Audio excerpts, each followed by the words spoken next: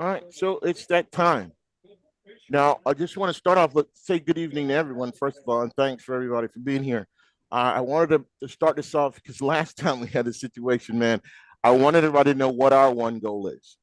Um, TGN's, because when we talk about different people, different perspectives, and one goal, TGN's one goal is to strengthen the self efficacy of its members, and facilitate the growth.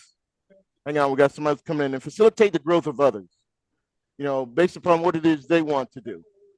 We do this through dialogue, sharing of empowering content, and all these things are done through the GPDA. All right. Well, that being said, we're getting already coming in.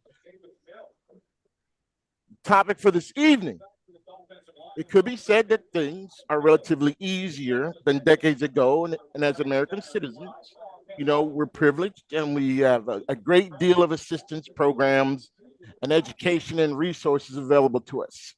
So we asked the question to the people here tonight, or to the people out there, can the average person still get ahead? And what I mean by the average person is what we're talking about is, can we actually have meaningful employment, home ownership, vehicle, decent health care, et cetera, et cetera. And of course, when we ask these things, we're asking of the people that are here. Can we actually say these things about ourselves? With that being said, I'll leave it for everyone to just kind of introduce themselves. Hey everybody, I'm Winfrey Lee. I'm here in Columbus, Georgia, general sales manager of a Toyota dealership here. I'm glad to be here with you guys. Ponder about that question: can the average person still get ahead in America? And I'm ready to move forward. Just wanted to step in and introduce myself. I've been in the car business for several years. I got a master's in education and psychology, and it's got a business degree.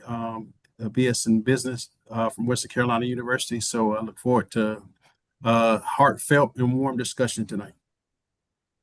All righty. Well, thanks, Winfrey. I should have went first. I can't follow that up. You're not by yourself. Threw out his resume, and now that's a resume. My name is Tommy Parker. I'm here in Fayetteville, North Carolina. I know Johnny from the car business. I've had 25 years experience selling cars, and just woke up one day and decided it wasn't something I wanted to do. I got an opportunity to start a business as a real estate photographer. So that's what I do now. I take pictures of houses.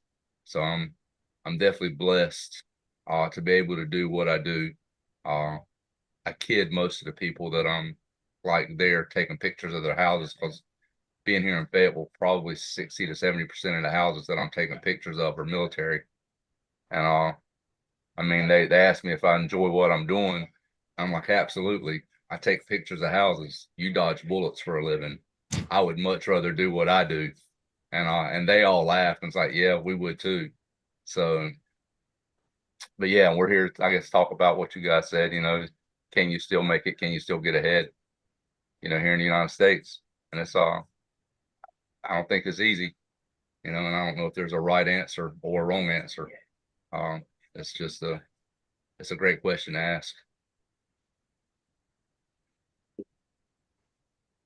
Good evening. My name is Dee Dee Galan. I am in Illinois. How I know Johnny, Winfred Lee, is from the car business. Currently, I'm doing a lot of volunteer work, political, NAACP, on and on and on. So, and currently I'm not doing anything, but I'm just trying to do what I can.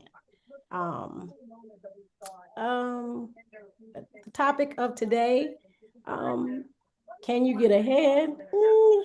I am one of those, you have to utilize your resources, but I'm here for the topic tonight. And so, yeah, I cannot follow either one of you right now. Oh, I'm sure you can.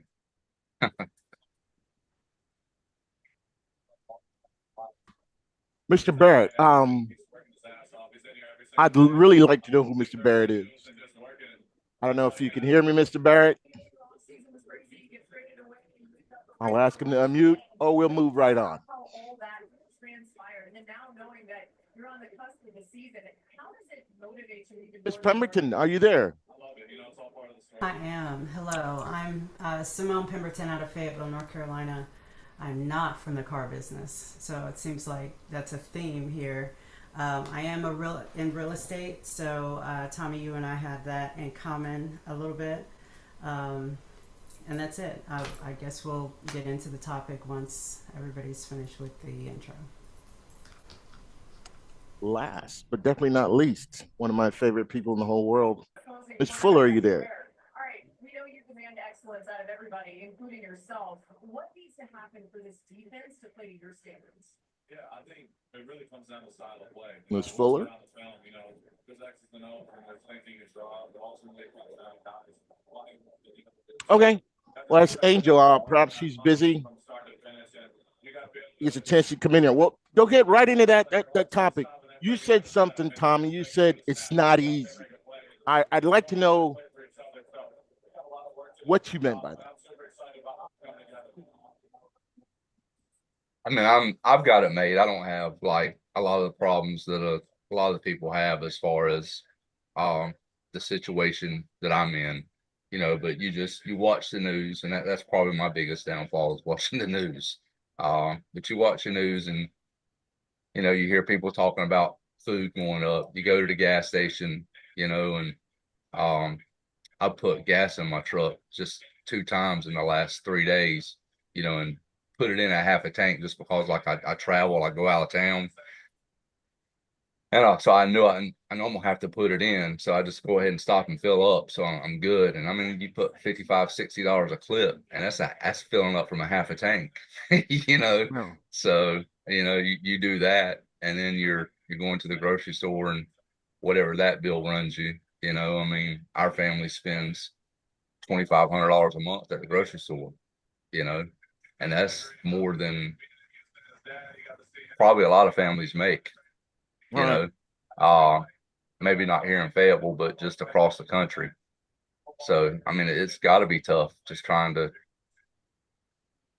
make ends meet. And then you do watch the news, and I mean, I guess because I'm in the car business did so long in the car business, anytime they mention, news about that, I kind of perk up to listen.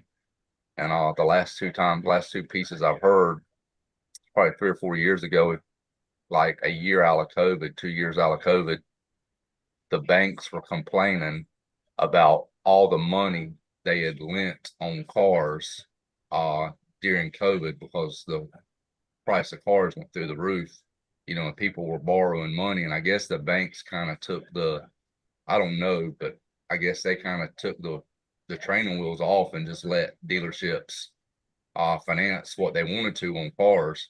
And all these people are like past due, and the banks didn't know what to do because they didn't want the car because the market had adjusted, and the cars that the banks were like upside down in what the people owed. So they were doing everything they could do to work with the people instead of repoing the cars to keep the people in the cars to keep them paying for them, because they knew if they brought them back and sold them, they were going to lose their shirt on it, And then I heard in a piece the other day that the average car payment on a new car in the country today is over $700 a month, So, I mean, when I started 25 years ago in '94, the average car payment was $300 a month, and people complained about it then. So it's like, how in the world are you paying $700 a month the average to buy a new car? Groceries going up, gas has gone up, and you watch the news and you hear like what's going on up in the same area we were talking Rocky Mount, where the town of Rocky Mount mismanaged money and just about went broke, and now they're taking it out on the citizens. They ran the price of utilities up, and people are getting hit with $400 and $500 utility bills when they used to be $150 and $200, and now they can't pay their utility bills, and the city's not working with them. They're cutting people's power off, and I mean, they just had a whole family die because their power was cut off, and they bought a generator and put the generator too close to the house and got carbon monoxide poisoning and died because their power had been cut off. I mean, that's going on in the news right now. They're talking about it. So I kind of sort of want to just piggyback. I feel like I always try to look at the root of the problem before it, like, how did we get here?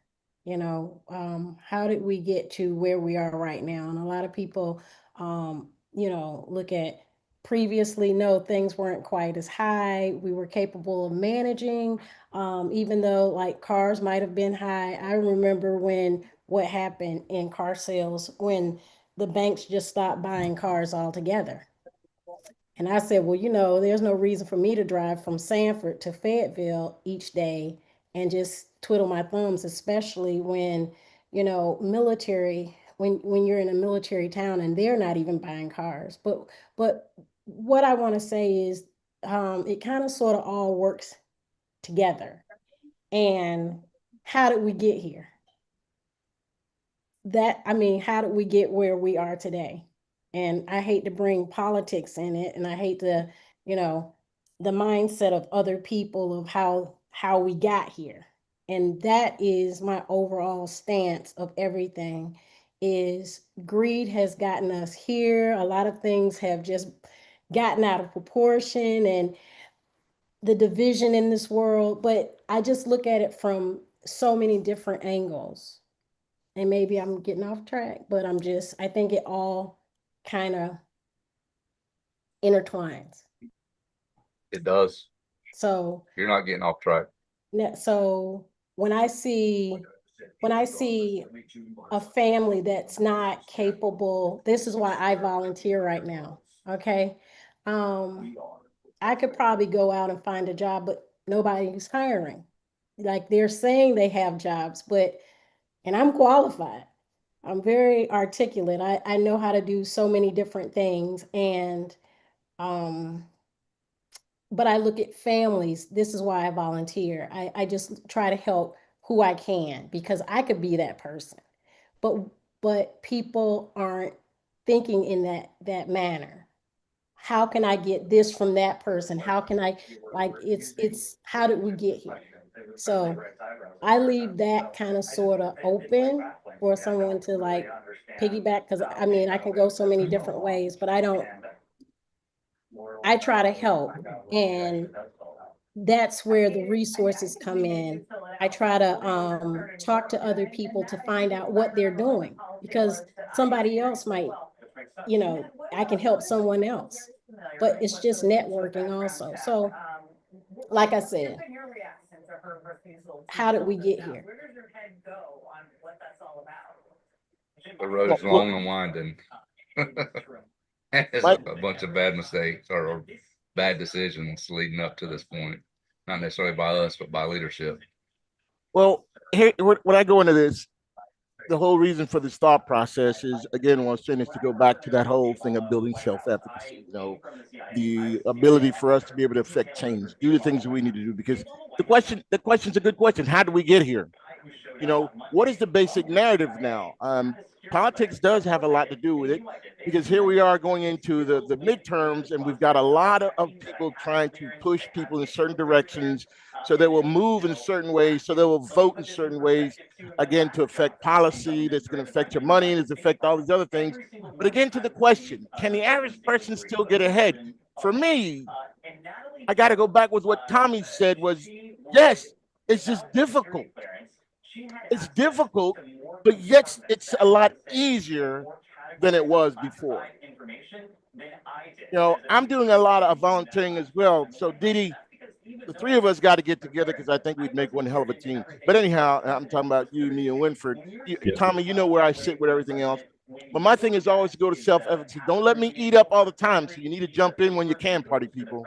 Yeah, right? Johnny, there's somebody got some going on in the background. Yeah, I was gonna ask, could they turn their TV down? Because it's distracting. I'm sorry. Oh, is it? It's probably me. Yeah. Hey, Dad. Hold on one At second. least he wasn't watching anything inappropriate. No. So I'll jump in, and I don't have AirPods, so can you hear me okay? Because it's just coming through my speakers. Okay, so the only one I think I know here is John, and he knows a bit of my story. Back, I mean, over a decade ago, I was also without work. I came from a corporate life and spent 18 months without a job, and started volunteering because I didn't want to be self-focused. It's really hard when you start running out of money and then you get depressed and all of that. So I started volunteering, and that actually led to a political career, actually. So, but my answer is still the same, that the average person can get ahead. It is always going to be difficult life, period.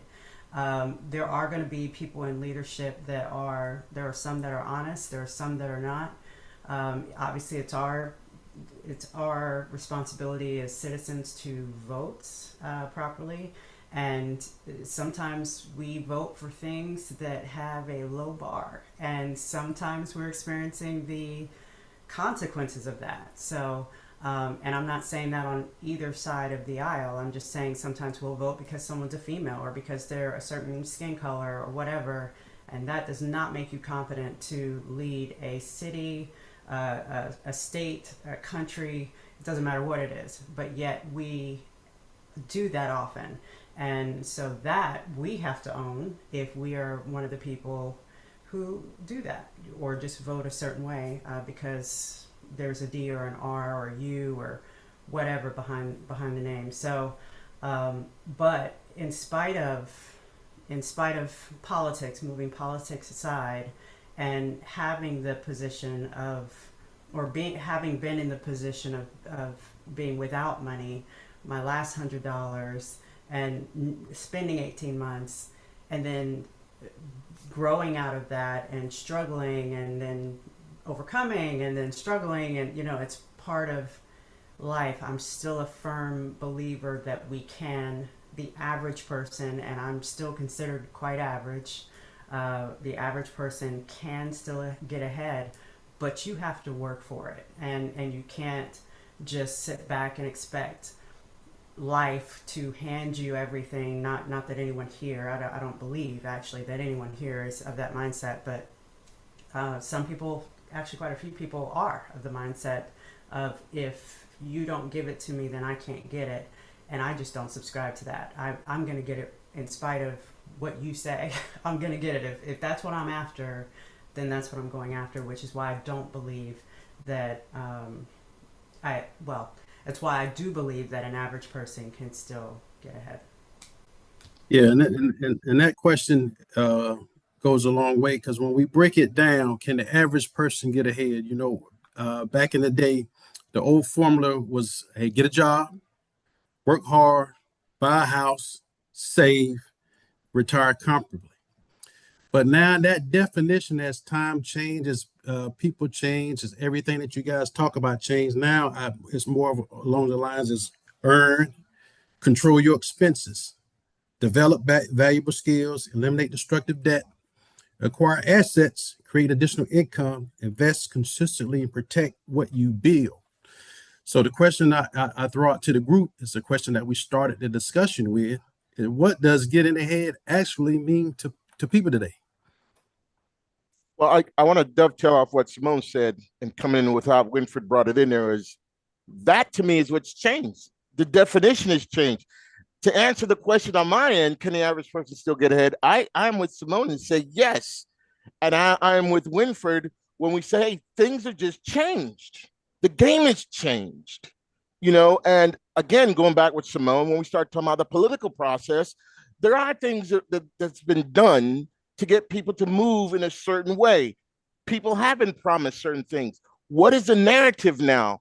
The narrative that Winfred just gave, as far as, to me, that was great. That's something I can pass on to my kids. However, there are people out there that are telling you, like, no, you as an American should have X, Y, Z with a minimal amount of effort because you're entitled to this. And I think this is where we are right now, because the narrative is saying, hey, things are tough, Well, I'm here to tell you, going back again with Simone, not to just agree with everyone. You know what I'm saying? I'm sure we'll disagree somewhere, but it's easier. It is a bit easier, but it's harder in our time. But if you go back 50 years and ask someone else, you know, how hard it was for their time, I wouldn't want to be in their time, if that makes sense. It's Correct. hard for me because I'm in my time. You know, it's hard for my kids because they're not going to be able to do the same thing I did in the same way that I did. Their thought process have to be different, but it has been easier for them to go to school. It has been easier to do certain things. And I feel like I had to point them in a certain direction to make sure that they could prosper. However, how much of the time do we spend coming through other people's thoughts and people sharing their thoughts and saying, this is how it needs to be in order for us to move in a certain direction, to vote in a certain direction? Because it's not just about voting, but it's just about people themselves. We're losing our self-efficacy is my thought process, because too many people are saying, this is how it should be, and they're removing you out of the equation. I'll do it for you. Or this is what should be done. It should be easy for you. Give me the power to make decisions for you. That's my big thing. Johnny, were you at Leaf when we did Pacific Institute? Had you already? I was a Did you facilitator. miss that? I was a facilitator Okay. for Pacific Institute. I mean, the biggest thing I carried from that was whether you think you can or whether you think you can't, you're right. And that all goes into what we're saying, what everybody's saying. You know, I apologize. There's 5 dogs in the house and they're at the front door bar. So, but anyway, that's pretty much it. And you brought up an interesting point in saying 50 years ago, it was definitely different. My dad tells a story when he was growing up, and it's been going back longer than 50 years ago. But my grandmother bought an icebox, or my grandfather and grandmother bought an icebox, and this was in the 50s. And they needed a car. So my grandmother went to work one day. When my grandmother went to work, my grandfather took the icebox to work and traded the icebox for a car at work so he could have transportation to get back and forth. And when he came home, he played hell from my grandmother for trading her brand new icebox for a car, you know. But I mean, I don't know. I mean, and refrigerators are expensive nowadays. I mean, you know, but they're still not quite as expensive as a car. Somebody shows up at a car dealership with a refrigerator and says, yeah, I'd like to trade this for a set of wheels. I mean, how quick would they get thrown out? You know, I don't know, man. so, Not if they ran up on Winfrey.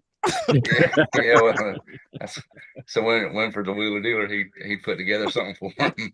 But I mean, it's definitely different. But I still think whether you think you can or whether you think you can't, you're right. You'll never prove yourself wrong. So I agree with that. I agree with that. And that goes a lot where, you know, we talked about self-efficacy. So, you know, the question here is, can the average person get ahead?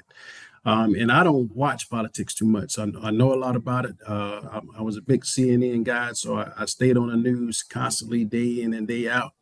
But yes, the average person can still get ahead. Yes, it's harder, but it's all about that self-efficacy and what that person in and of itself wants to do. I mean, is working hard is the thing to do now, or is it working smart is the thing to do now? So once we define what is getting ahead looks like, what it sounds like, what it feels like, what it acts like, then we can intelligently answer that question: can the average person still get ahead? Because if you look at it, based since 2004, the median income for all Americans has gone up.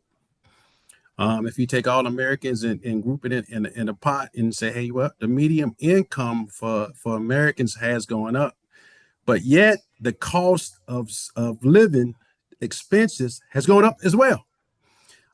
So long gone are the days where you can go to the gas station and pay 97 cents for a gallon of gas, when gas today is over $3-4. And then we look at it. So America has got us used to spending a lot of money. They got us used to it. They entrapped it in our mind. Hey, we have to spend this amount of money as prices of things, the cost of goods, everything goes up. They're leading us to believe that the value of so-called products and our procedures or products or whatever you produce has gone up as well.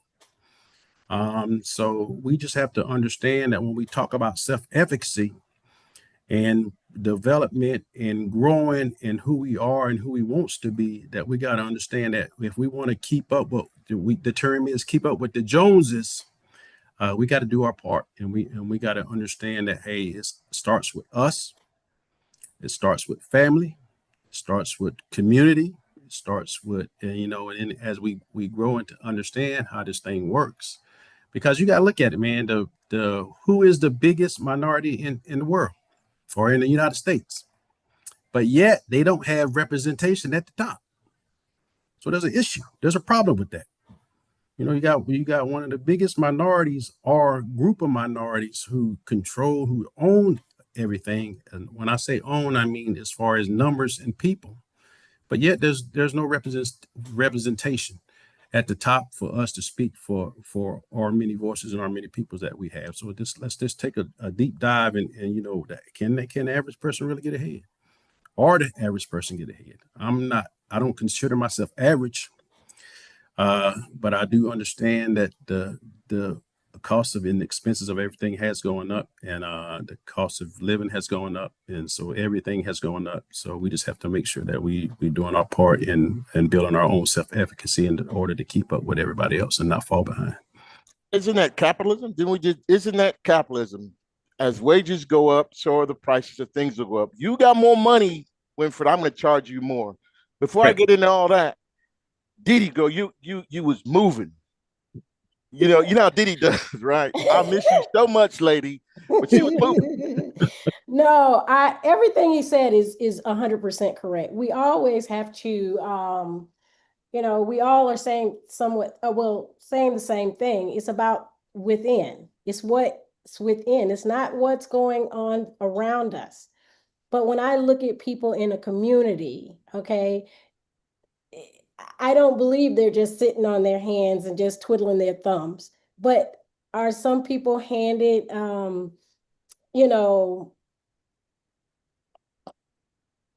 sour apples all the time at some point?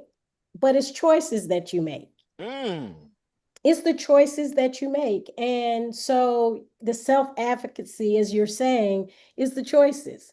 Somebody might say, hey, I can eat, I forgot the guy. I follow the guy on Facebook. He's a billionaire. It's not too many of us are billionaires, but he said, hey, he wants to be, what did he say he wanted to be? He wanted to be something of the hood. Hold on. I can't even remember, but it made sense. He says, some people don't want to do what I do to become the billionaire, but it's not too many of them or us that look like him as billionaires because he didn't do what everybody else did. So you got to separate yourself also from people.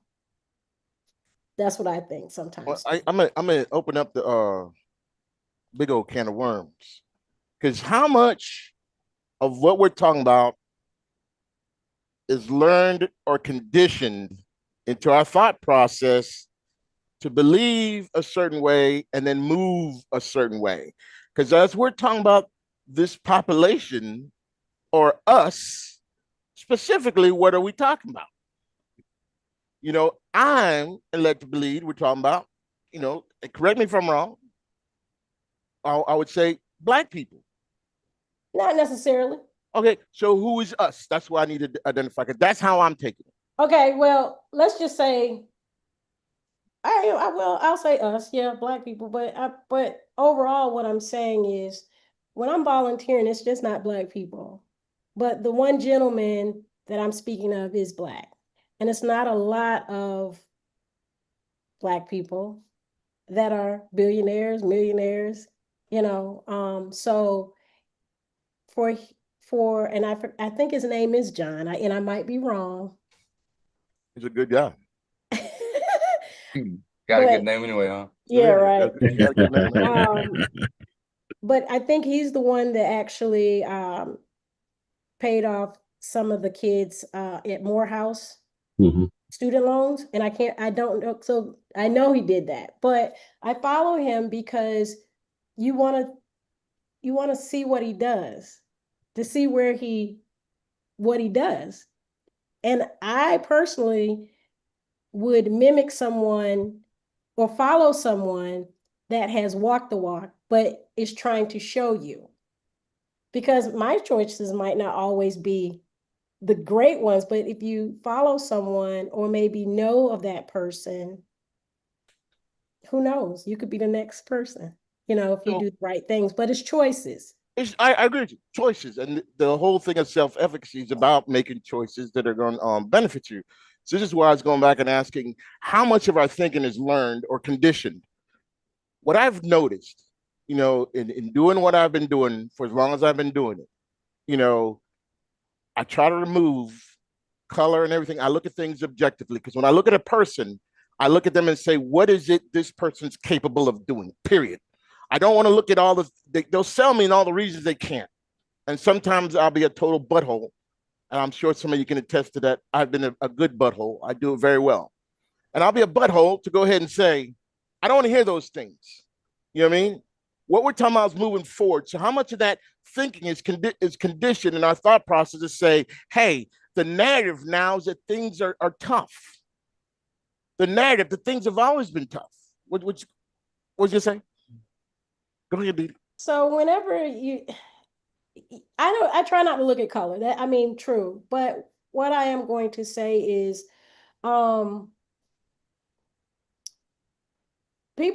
everybody's impressed or to some degree to be able to say, hey, I can pull myself out of this. I can do this with the choices again. But I do believe it's just who you surround yourself with as well. I agree with you. Okay. And when you say, are we conditioned? Of course, to a certain degree, we are. Because when you start, let's just say, you see how your parents, how they do their things. Again, I'm just starting from A to B. You see how your parents handle their finances or got to get you where you are, or just push you along the way out of the house or whatever. This is what you need to do. Well, that's what I'm doing to my daughter. I'm showing her, hey, this is what you should be doing. And these are the choices that you should be making. But does that mean she's going to follow that? Right. You get what I'm saying? So we're taught a certain way, but it's up to us to be able to develop into greater. And I'm not, again, talking about Black people. I'm just talking about in general. People in general. Well, good. Because, I've always had the deepest respect for you. Because, yeah. Okay. I understand. So let me ask you this question, Dan. Has the American dream changed, or has it gotten even harder to achieve what we're looking to achieve? I think the ball has moved. Anyone? The ball has moved. I wouldn't say too much. When Diddy, Diddy. Yeah. Okay, I'm animated, you guys, but you can always chime in. Let me interject this here real quick before we go any further, because I don't even know what the stats are, how many people are looking. But I want to say, hey, Didi, I tell you, is a unique person. So whoever's watching this, if you want someone that can get things done and get it done to the nth degree with a high level of success, she's a lady for you. I would be there's not too many people that I would write a letter of reference for. Didi is one of them. Okay, so I want to put that out there in case I say something and people say, well, he might be at odds with her. No, because Didi is the bomb diggity. And this is my endorsement of Didi, and I'll always endorse Didi. All right. So going back to what she was saying, how much time of the day, because you're talking about your daughter, I worry about my kids, how much time of the day do we spend combing through other people's thoughts to confirm or justify our own thinking and choices? For example, literature, TV, podcasts, memes, websites. We have learned how to communicate with each other at the speed of light. How much of that is really affecting things when it comes down to the narrative of, hey, woe is me, things are bad? because we've got I mean, America, there's a reason why there's so many people pouring into this country, and I'm one of them. All right. So just let you know, John Robinson, first generation immigrant. All right. I'm an immigrant. There, I said it. All right. But I got my passport. I got my green paper, so nobody call ICE on me. All right. But we came over here looking for the land of honey, for the dreams and all that stuff. My dad wanted better for us, and I'm still a believer of that. And Dee, like I said with Dee, not just to go ahead and keep shining on you, Dee a rare breed. So I know what you're saying, your daughter. How much of the stuff that she goes to school that's online, it says that's saying to her and communicating to her that this is not really, that you are really a victim of things, young lady. This needs to change first. This needs to happen, and allows her to focus on other things other than building her self-efficacy.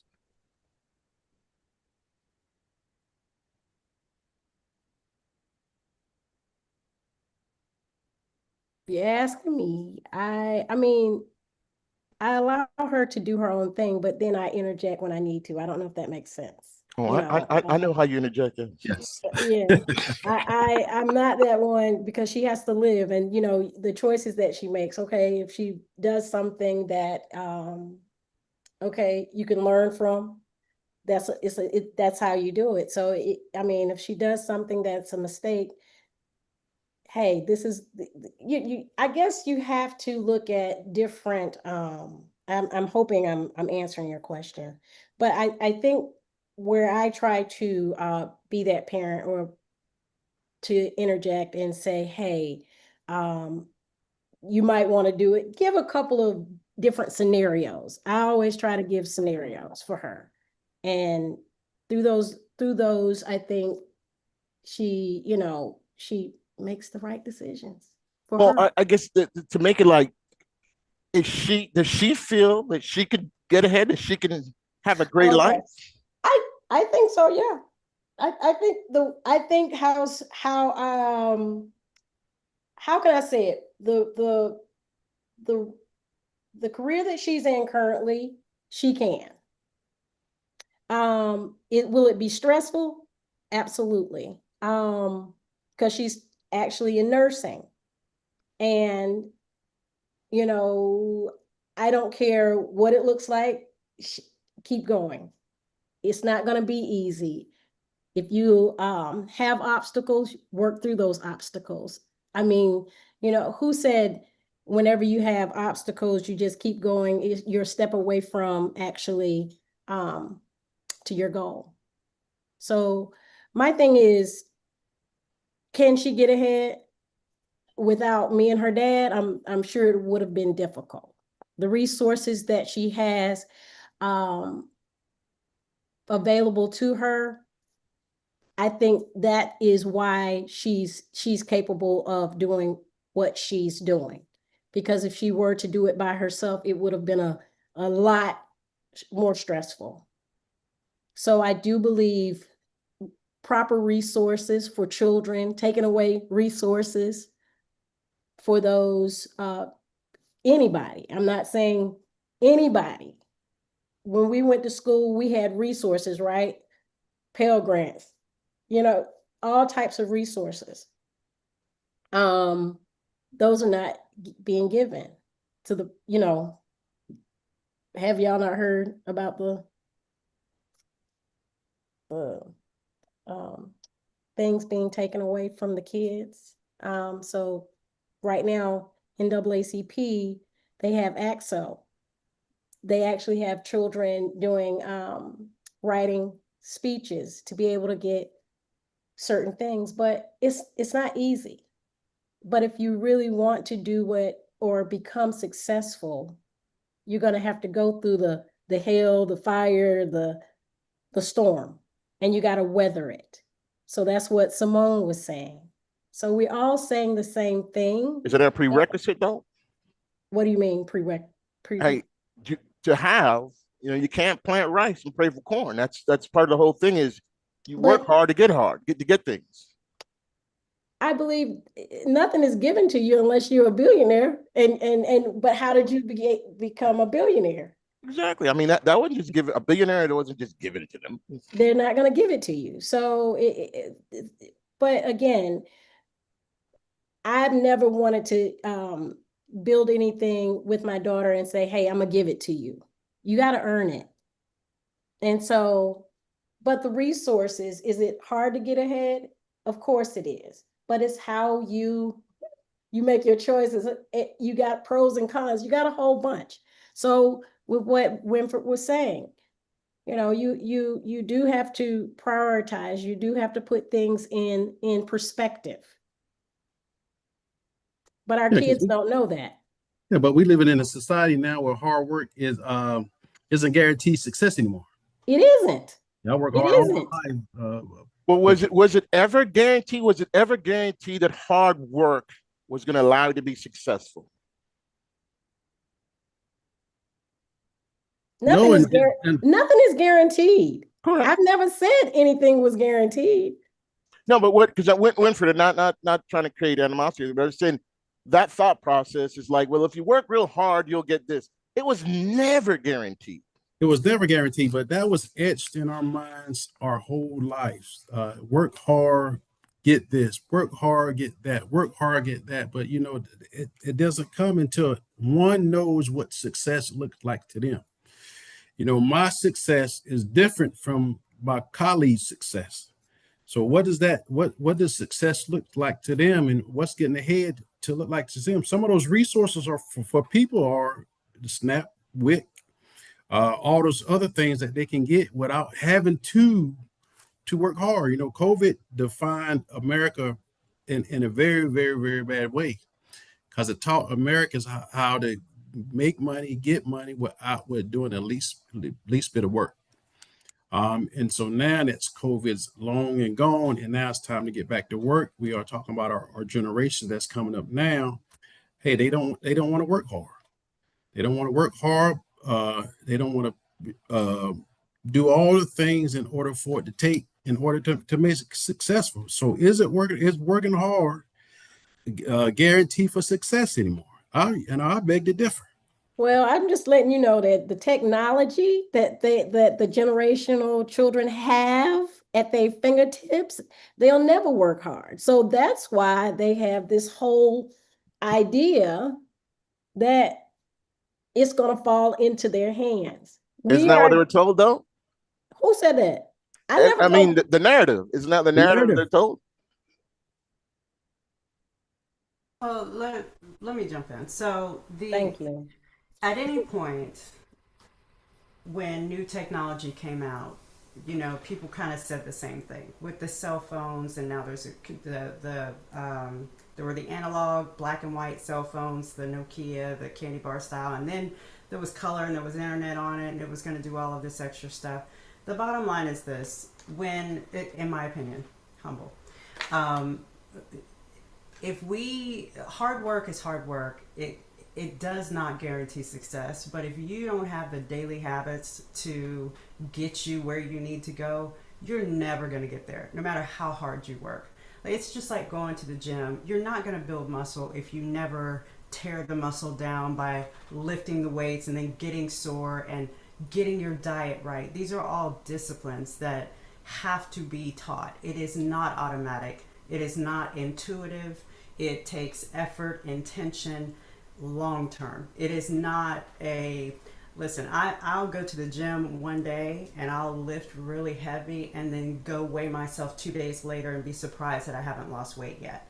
And it's stupid. It just doesn't make sense, because it takes sustained effort over time and a commitment to say, here's the goal I'm going to accomplish. And that's how you become a millionaire. That's how you become someone who's got 25,000 saved, and then you keep doing that, and then you've got 50,000 saved, and then you've got 100,000 invested, and then that's invested into something else, and then you're a billionaire. So regardless, principles are still principles, and they work regardless of true principles. Whether you believe in the Bible or not, the Bible is full of principles that work. Whether you believe in God or not, they work. And if you look at business books and personal development books, they are actually taking principles from the Bible and just taking the Bible stuff out of it, the scriptures, and saying, hey, do this, like like Dee Dee, what you and I do, or I'm sure more than just us. Oh, all of us probably here. Given it shall be given. When I didn't have a job, I knew I need to go give. I need to give my time. I need to do all of this stuff. When I was running for office and I needed money, after that thing was done, I give to everybody. Everybody. Any campaign, not political campaign like the Alzheimer's Association and all of these different groups that I know require funding for it to work. So, and I know it's going to come back to me, and I don't do it for that purpose, but it's a principle that's going to be true. That if you follow this, then this will happen. But you've got to stay focused, and you've got to stay committed to whatever that principle is. So hard work, absolutely. You must work hard. It's a non-negotiable. You must. But bigger than that is your daily discipline, your commitment, your decision to stay focused in spite of what's going on, in spite of who's trying to get you to come out and hang out with them or whatever. Focus as long as it takes to get where you want to go. I love the people that I hang out with when I do hang out, because like you were saying, Dee Dee, we're all saying the same thing.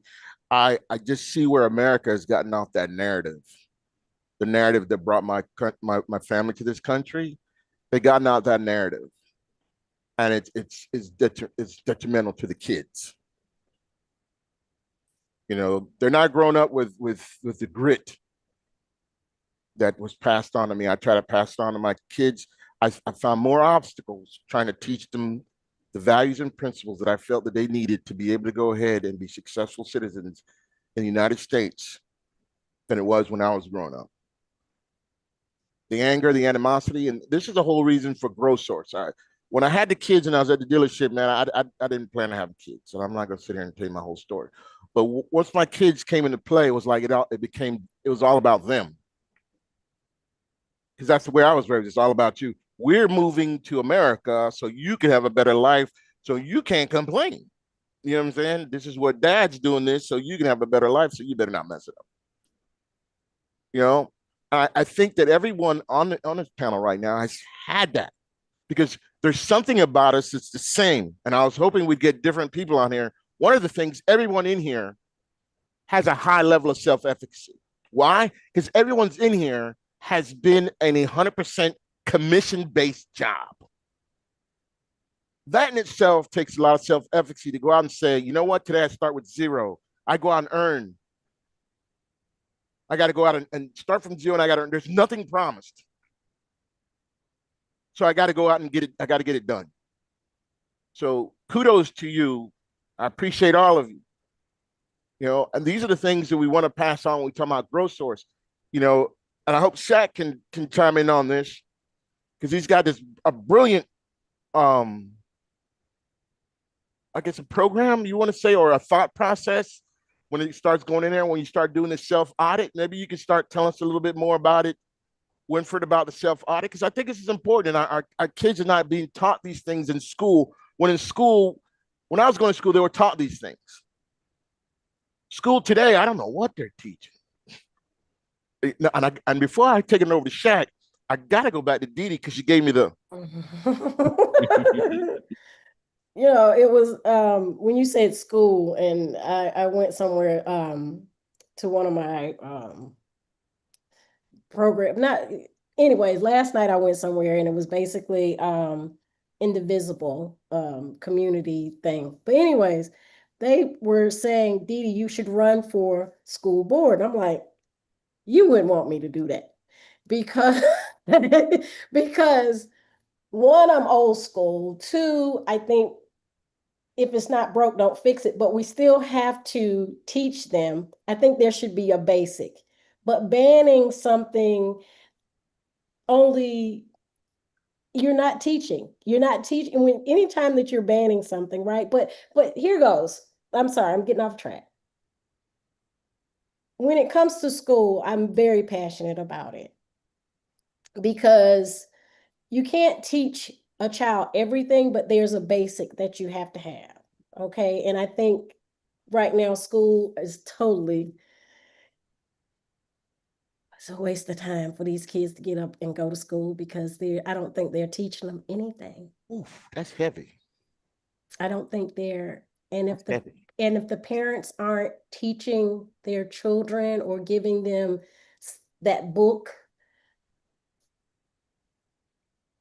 I don't know. I'm just saying that. So, when it comes to school, I'm very afraid because our generation, my mom being a baby boomer, the way those teachers were committed to them, because it was like, or I like to say the way they made sure they were dressed or they read or they had the basic skills, our kids are not getting that. So that's where when you said school, that kind of sort of got me.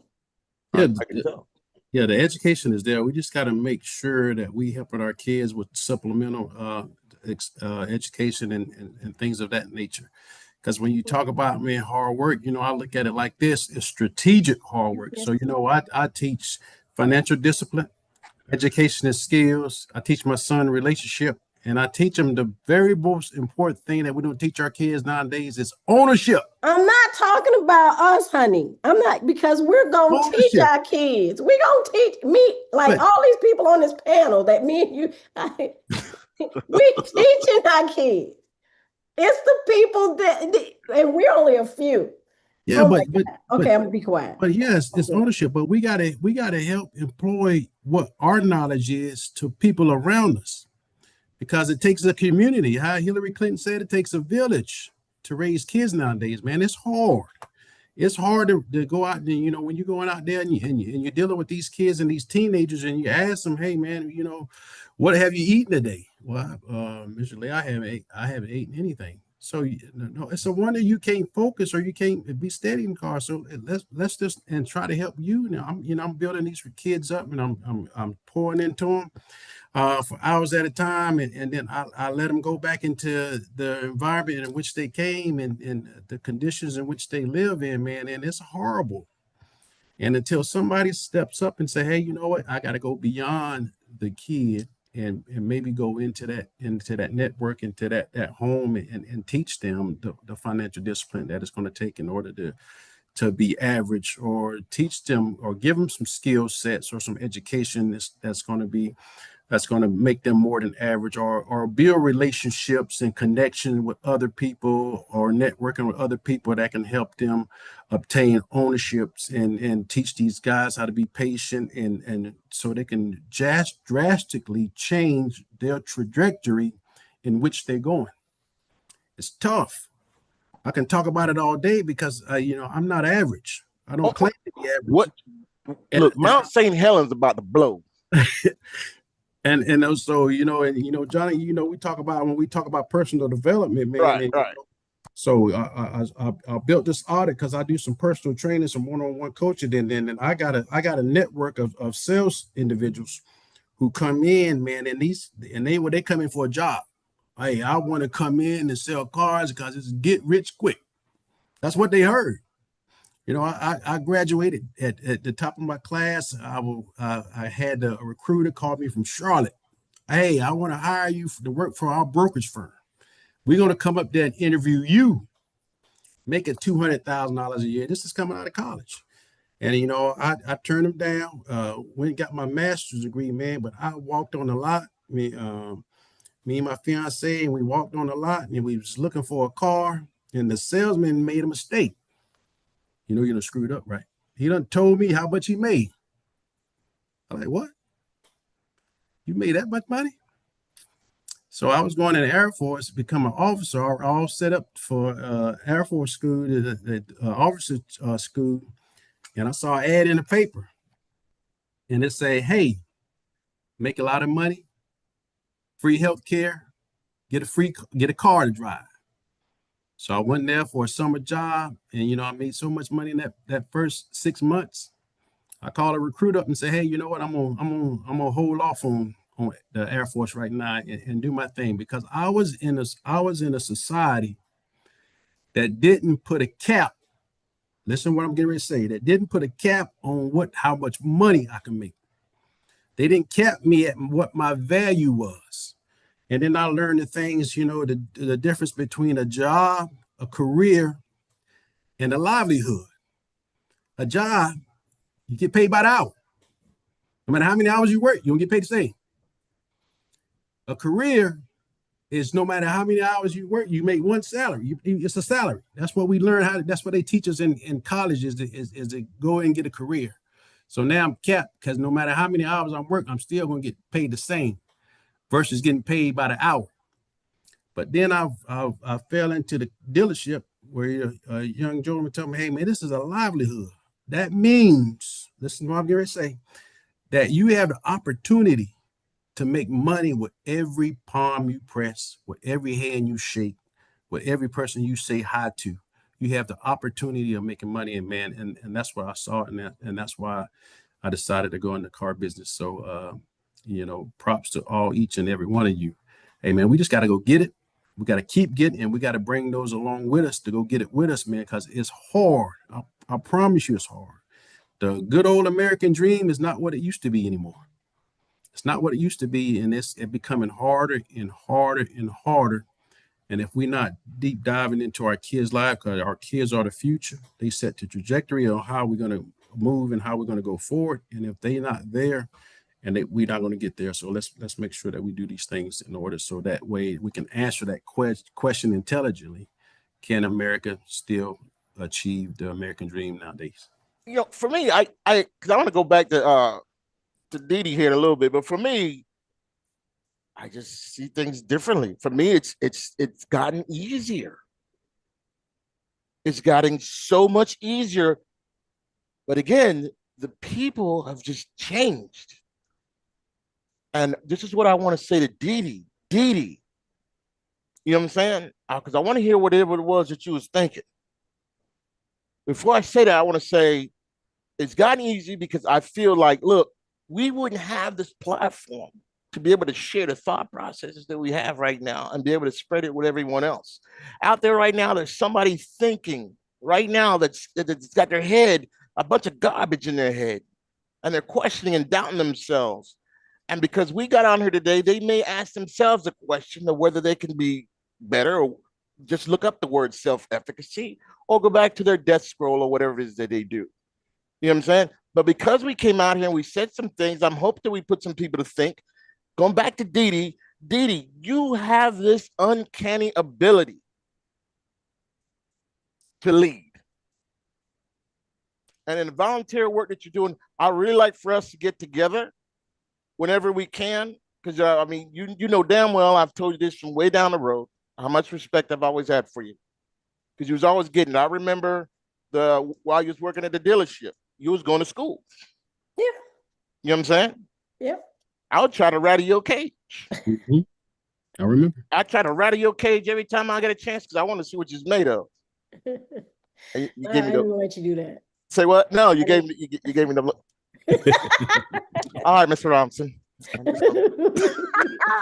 But anyway, well, I'm gonna say this. When you look at a career, of course, you want to do something that you love to do, or it's not where it feels like work. It's a passion. And so for me, it's always, networking with someone, talking. And that's just in my nature. So, and again, I'm taking a class for real estate. So, that's just to get around in here, but it's what you want to do. It's what you want to, I never stop. I'm volunteering, but I'm always doing something. So for me, everything you guys have said, you're spot on. I just feel like, it's the choices that we make and how you present yourself, and no matter how hard it is, you just got to keep going.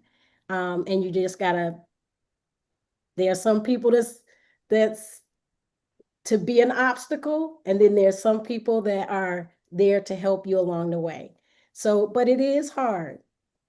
But I would like to see us work together. Unfortunately, Simone had to go because I really wanted to give her Yeah. few minutes to share her thoughts.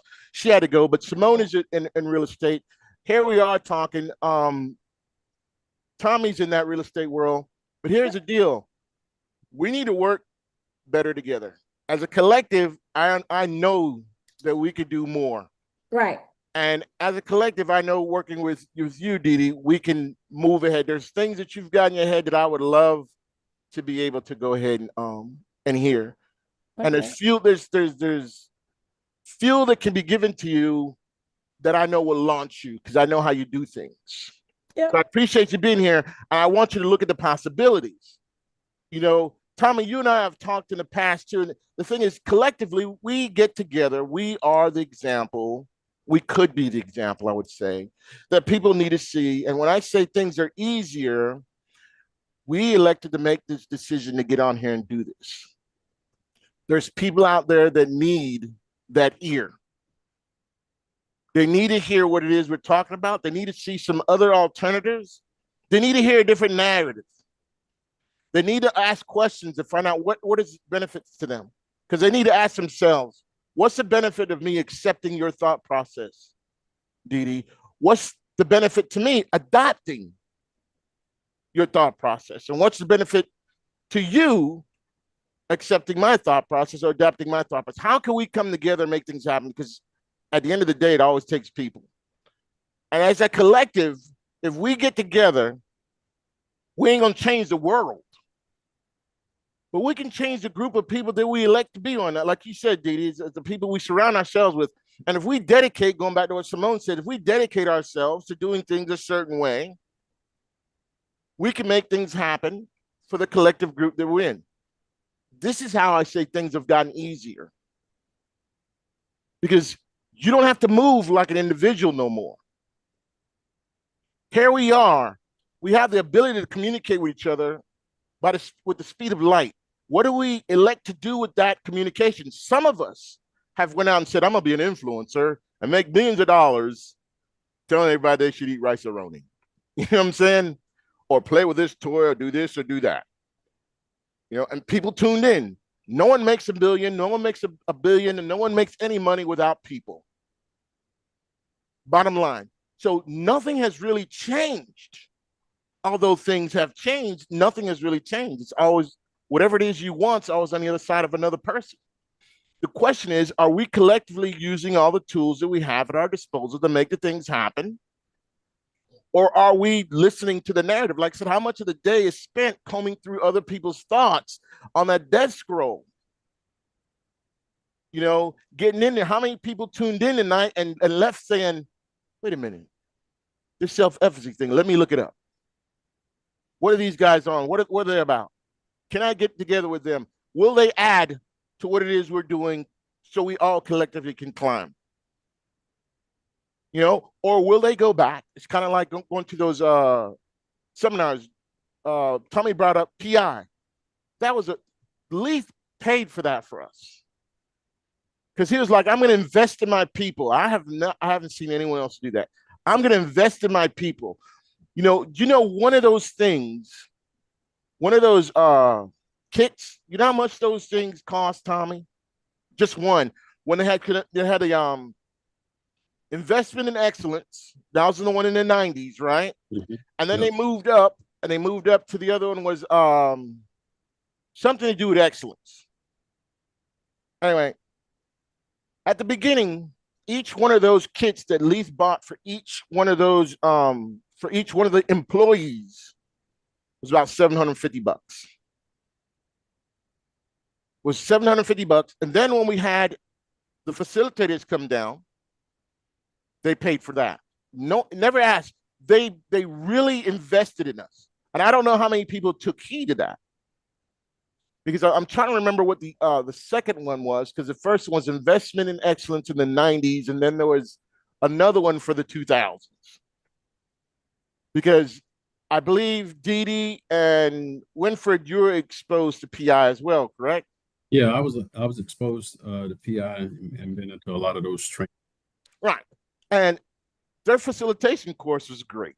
That's one of the things that a lot of things they say was on my grandmother's things. This is why I do what I do now, was because, hey, is right in line with what I'm thinking about. And what I'm telling you guys here and everyone else who's listening or goes out on this later on, let us get together and let's start DMPing people.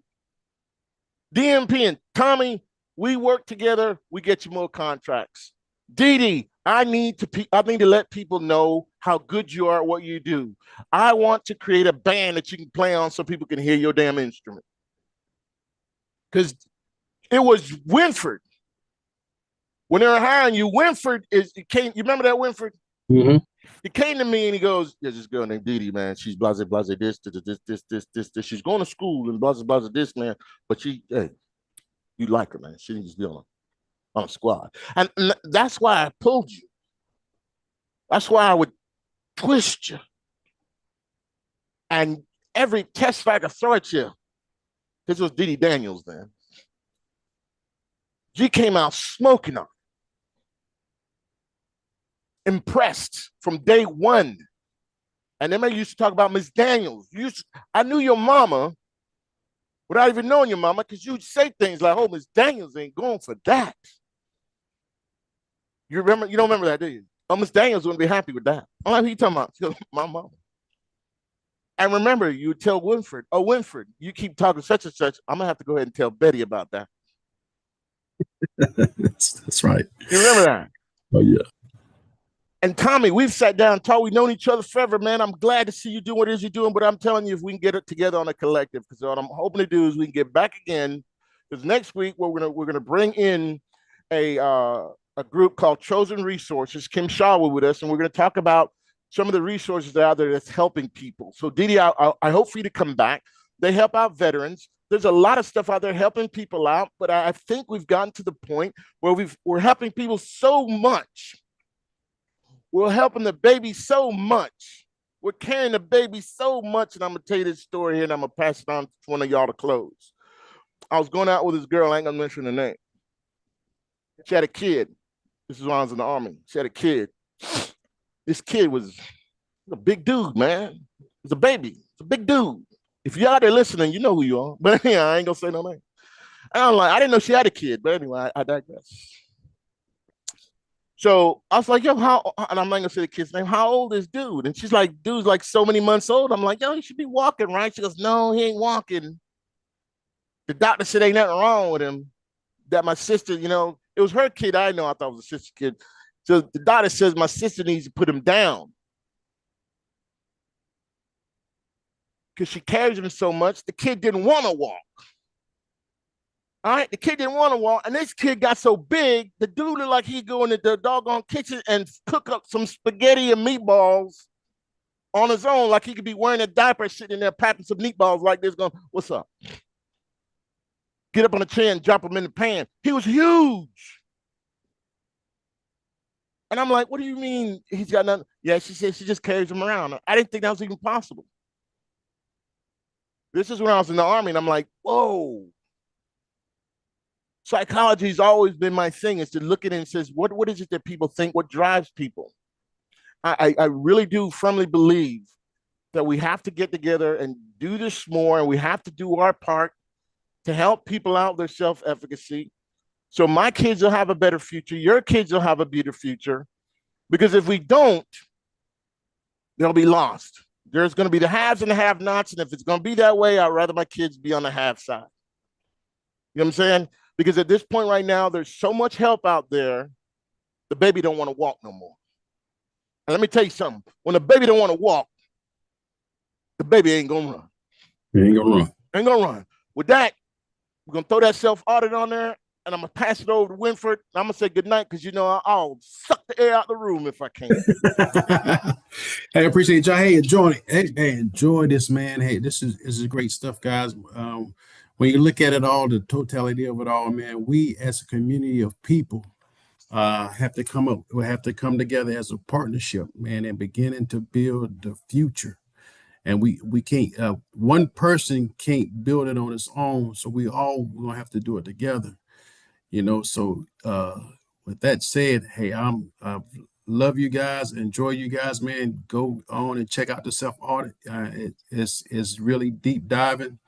It takes you through the aspect of your life and what your goals are, what your wins are, your losses are. And then it's a 90-day audit for you to self-reflect, fill it out, and then 90 days after constructing your audit, look at it from 90 days and put the two together. And then every 90 days, it causes you to rethink and to change your mindset, your trajectory as to where you're going, because it's all about the state of mind. Out in the world you find success begins with a fellow's will. It's all in the state of mind, and life battles don't always go to the stronger or faster man, but sooner or later the person who wins is a person who thinks he can. So let's do this all together and let's move forward. And Tommy, I'm gonna leave you with the last word.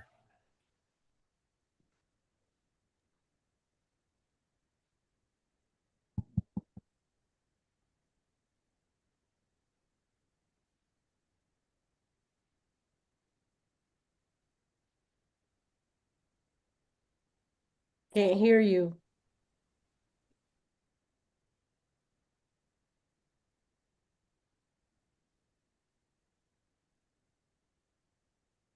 Still can't hear you. While Tommy gets his technical stuff up, Didi, let's hear from you. Oh, don't talk about Didi. You just muted yourself, girl. Take yourself off mute. I don't have anything to say. I've said enough tonight, and I think it is a great idea of what you're doing. And, of course, it's always the mindset. And when you get around like-minded people, you either, you rise to the top with that. So I'm done. Yeah. You got a lot to Can you offer, guys Didi. can you guys hear me now? Or Yeah, now, Tommy, hear you real good. okay. I don't think anybody can say it any better than what you just said, Winfred. So, and it's even to add what you said, it's perseverance, never give up. So I was watching or listening to something the other day, and the guy I was watching and listening to was watching. He was a really smart guy, but he said in like life experience, it showed him the people that are successful aren't necessarily the smartest person in the room, or in whatever it is they're doing. If they're an actor, they're not necessarily the best looking person or whatever.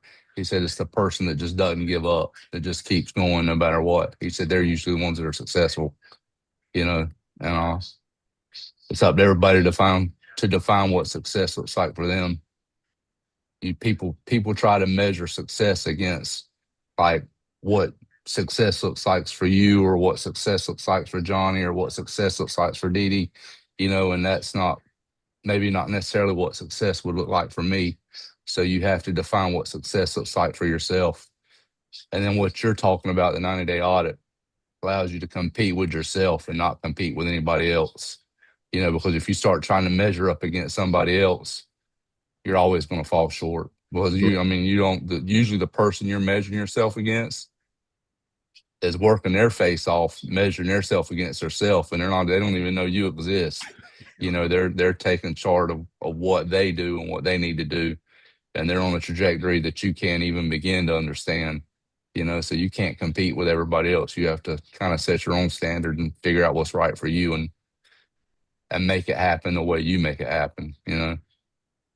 So, but can you still get ahead today? Absolutely.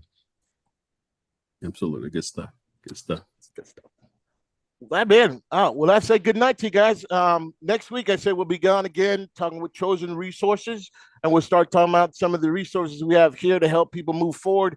I'd like to see you guys back again, at least chiming in, because there's something about you that other people need to see. You could be a catalyst to help other people move forward. You have to believe that you could do that. That's self-efficacy. You affect change. You do. Everyone who's been on here tonight, thank you. Thanks, John. Thanks, Tommy. Thanks, Didi. Thank you. Thanks for having me, guys. Thank you. I enjoyed for meeting inviting everybody. me. See you next week. Awesome. Thank you. Bye-bye.